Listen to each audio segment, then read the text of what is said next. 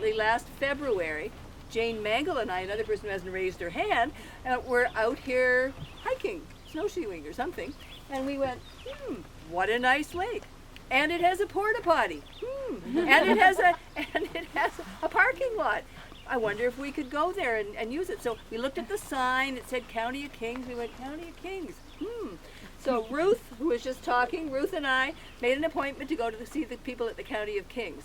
And that's where we met Nicole and Sean, both employees, one involved in recreation, one who's an engineer, and some of their colleagues, and talked to them about this. And basically there wasn't any selling that had to be done. We just said, we're a group of paddlers, most of whom are breast cancer survivors, the rest of us are supporters.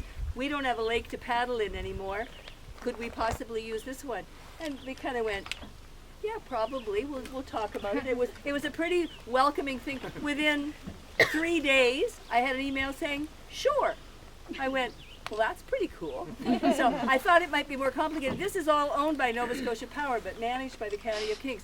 Anyway, it was that shore that got us started. I said the average age is probably 74, 75, and a lot of them are cancer survivors. So it's pretty cool that this is something that we can do, and I think they wanted to encourage us. What's the drum's purpose? The drum, what happens is that these two ladies here will lead the paddle. So when their paddle hits the water, I go. So what it does is it keeps everybody in sync.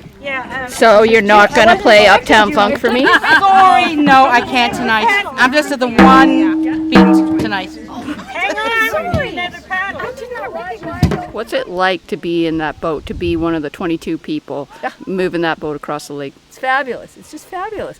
Because, I mean, if you watch us get in, it's not pretty. If you watch us get out, it's not pretty.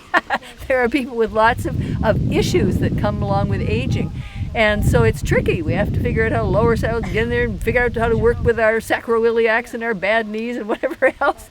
But we get in there and we sit side by each. And when Ruth calls the stroke and we start paddling, we fly. I mean, you saw the boat and saw how quickly it goes. So that's a very freeing kind of feeling. It's like, hey, who's old? We're not old. Who's had cancer? We probably hadn't had cancer.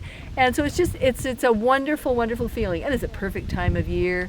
And you're a novelty too. Paddle around in a boat that's pink with a head and a tail on it, and people notice you, and they want to stop and talk to you. So there's a novelty factor. There's joy in the group, and it's just fun for us all to be able to do stuff together. What was it like to, after 3 years, find your new home, get your boat here, get back on the water? Well, it was almost too good to be true, honestly. I think that at each stage of things, we thought it wasn't going to work. We thought maybe we weren't going to find the perfect place. And then we did, and then we weren't sure whether the County of Kings would welcome us being there. And then we had to find a sea can, whatever that was, and we found one. And then we had to arrange to get our boat moved up here and put into the sea can. All these and each time it happened, I keep thinking something's going to happen. The boat won't fit down the sluice way here, something's not going to work. And each time it did, and finally on the 16th of June, we did our unofficial launch, and it was absolutely joyful. I mean, everybody was kind of ridiculously happy and cheering and singing and just having a great old time. It was a celebration. Well, welcome to Kings County. Thanks. We're glad we're here.